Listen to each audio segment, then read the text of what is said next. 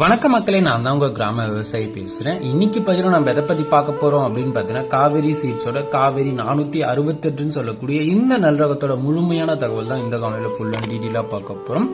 இப்பதான் நம்ம சேனலுக்கு முதல் முறையா வரீங்க அப்படின்னா நம்ம வீடியோக்கு ஒரு லைக்கை போட்டு நம்ம சேனலை சப்ஸ்கிரைப் பண்ணிக்கோங்க. கூடவே பெல் ஐக்கான் ஆல்ல செட் பண்ணிக்கோங்க. அப்பதான் நம்ம தினமும் போடுற விவசாய வீடியோ உடனுக்குடன் நோட்டிபிகேஷனா கிடைக்கும். நீங்க ஒரு வீடியோ கூட மிஸ் பண்ணாம பார்க்கலாம். ஒரு நெல் ரகத்தை நம்ம தேர்வு செய்யணும் அப்படின்னு பாத்தீங்கன்னா கண்டிப்பா அதிக மகசூல் தரணும். அது மட்டும் இல்லாம இப்ப மழை காலம்ன்றத மழை காற்றுக்கு சாயாம இருக்கணும். அது மட்டும் இல்லாம நல்ல விலையும் விற்கணும். இந்த நெல் ரகத்தை நிறைய விவசாயிகள் பாத்தீங்கன்னா நம்பி நடவு செய்யணும். அந்த வகையில இந்த காவேரி 468 சொல்லக்கூடிய இந்த நெல் ரகம் பாத்தீங்கன்னா விவசாயிகள் மத்தியில ரொம்பவே வரவேற்பு பெற்ற ஒரு நெல் ரகமாகவும் இருக்குது. இது பாத்தீங்கன்னா F1 ஹைபிரிட் சீட்ஸாவும் பார்க்கப்படுதுங்க. ஸோ F1 ஹைபிரிட் சீட்ஸ்னாவே உங்களுக்கு விவசாயத்துல பாத்தீங்கன்னா அதிகப்படியான மகசூல் தரக்கூடிய நெல் ரகமாக தாங்க இந்த F1 ஹைபிரிட் சீட்ஸ் எல்லாமே இருக்கும். ஸோ அதனால பாத்தீங்கன்னா நம்பி இந்த காவேரி சீட்ஸை நீங்க நடவு செய்யலாம்.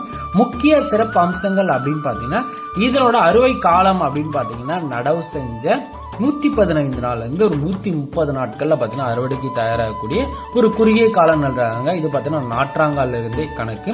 சோ தாவர உயரம் அப்படின்னு பாத்தீங்கன்னா 105 சென்டிமீட்டர் இருந்து 110 சென்டிமீட்டர் வரை உயரம் வளரக்கூடிய தன்மை பாத்தீங்கன்னா இந்த நெல் ரகத்துக்குங்க. இதனால பாத்தீங்கன்னா இந்த நெல் ரகத்தோட உயரம் அப்படின்னு பாத்தீங்கன்னா ரொம்பவே குட்டையான உயரம் தாங்க. இதனோட அரிசி அப்படின்னு பாத்தீங்கன்னா நீண்ட மெல்லிய தானிய அமைப்பை கொண்டிருக்கிறதால உங்களுக்கு சமையலுக்கு ரொம்பவே ஏற்றவாக இருக்கும். வலிமையான தண்டுகள் இருப்பதால காற்று மற்றும் மழை வந்தாலும் இந்த நெல் ரகம் பாத்தீங்கன்னா சாயாது. சோ அந்த அளவுக்கு பாத்தீங்கன்னா ரொம்பவே உறுதியான ஒரு நெல் ரகம் கூட. நோய் எதிர்ப்பு சக்தி அப்படின்னு பாத்தீங்கன்னா பிளாஸ்ட் நோய்க்கு மிகவும் அதிகப்படியான எதிர்ப்பு சக்தியுடைய ஒரு நெல் ரகமா இந்த நெல் ரகத்தை பார்க்கப்படுதுங்க. சோ காவேரி 468 சொல்லக்கூடிய இந்த நெல் ரகத்தை நீங்க தாராளமா இப்ப வரக்கூடிய சொர்ணவாரி பட்டத்துல நடவு செஞ்சீங்க அப்படின்னு பாத்தீங்கன்னா எந்த ஒரு பிரச்சனையும் இல்லாம நீங்க மழை காலத்துல அறுவடை செய்யலாம். சோ எப்போ இது விதைக்கலாம் அப்படின்னு பாத்தீங்கன்னா கரிப் பருவம் இல்லனா ராபி பருவம் இது ரெண்டுத்துல நீங்க விதைக்கலாங்க. கரிப் பருவம் அப்படின்னு பாத்தீங்கன்னா ஜூன் முதல் ஆகஸ்ட் வரையும், ராபி சீசன் அப்படின்னு பாத்தீங்கன்னா டிசம்பர் முதல் ஜனவரி வரையும் இந்த காலகட்டங்கள்ல இந்த நெல் ரகத்தை நீங்க நடவு செய்யலாம். பொதுவாக சம்பா சொர்ணவாரி குருவைக்கு இந்த நெல் ரகத்தை நீங்க சாகுபடி செய்யலாம்.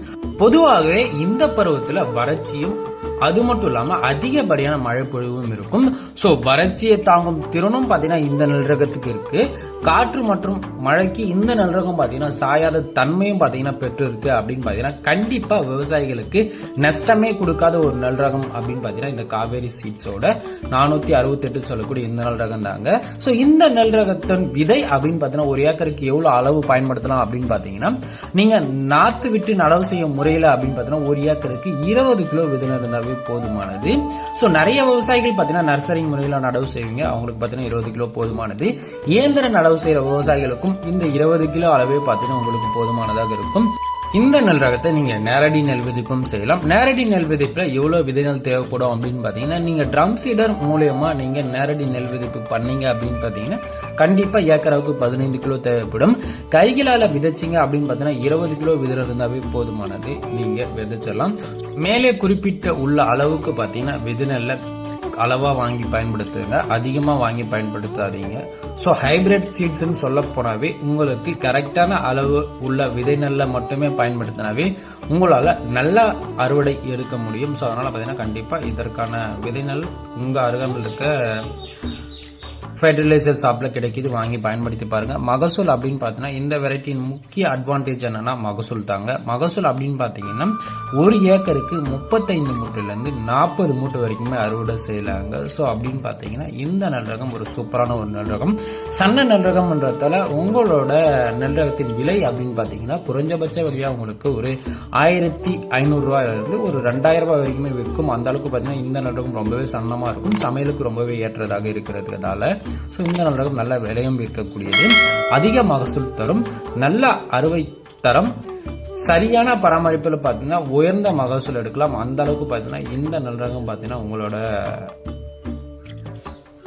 மகசூலையும் இரட்டிப்பாகும், உங்களோட லாபத்தையும் பாத்தீங்கன்னா இரட்டிப்பாகும். அந்த அளவுக்கு பாத்தீங்கன்னா இந்த நெல் ரகம் ஒரு சூப்பரான ஒரு நெல் ரகம். ஸோ இந்த நெல் ரகத்தோட தகவல் உங்களுக்கு ரொம்பவே பிடிச்சிருக்குன்னு நினைக்கிறேன். ஸோ அது மட்டும் இல்லாமல் இந்த தகவலை உங்கள் அருகாமல் இருக்க நெல் விவசாயம் பண்ணுற விவசாயிக்கு ஷேர் பண்ணிடுங்க. ஏற்ற மண் சூழல் அப்படின்னு பார்த்தீங்கன்னா நடுத்தரம் மட்ட நல்ல நீர்ப்பாசனம் உள்ள நிலங்களுக்கு இந்த நெல் ரகம் பார்த்தீங்கன்னா உங்களுக்கு சூட்டபுளா இருக்கும். வெப்பத்தையும் தாங்கி வளரக்கூடிய தன்மை பார்த்தீங்கன்னா இந்த நெல் ரகத்துக்கு இருக்குங்க. அது மட்டும் இல்லாம பல பகுதிகளில் இந்த நெல் ரகத்தை நடவு செஞ்சு சக்சஸ்ஃபுல்லா அறுவடை செஞ்சிருக்காங்க. ஸோ அதனால பார்த்தீங்கன்னா நீங்க எந்த ஒரு விவசாயியும் இந்த நெல் ரகத்தை நடவு செய்யறதுக்கு சந்தேகப்படாதீங்க. கண்டிப்பா நடவு செய்யுங்க, நல்ல மகசூல் தரக்கூடியது. இந்த நெல் ரகத்திற்கான உரன் மேலாண்மை மற்றும் வேறு ஏதாவது தகவல் தேவை அப்படின்னு பார்த்தீங்கன்னா மறக்காம நம்ம கிராம விவசாயி பிளாக் யூடியூப் சேனலை சப்ஸ்கிரைப் பண்ணி கமெண்ட் பண்ணுங்க. கண்டிப்பா வீடியோ போறோம். நன்றி. உங்களுக்கு விவசாயம் பண்ண ஆசையா இருக்கா? அத பத்தி அதிகமா தெரிஞ்சுக்கணும்னா கிராம விவசாயி யூடியூப் சேனலை சப்ஸ்கிரைப் பண்ணுங்க.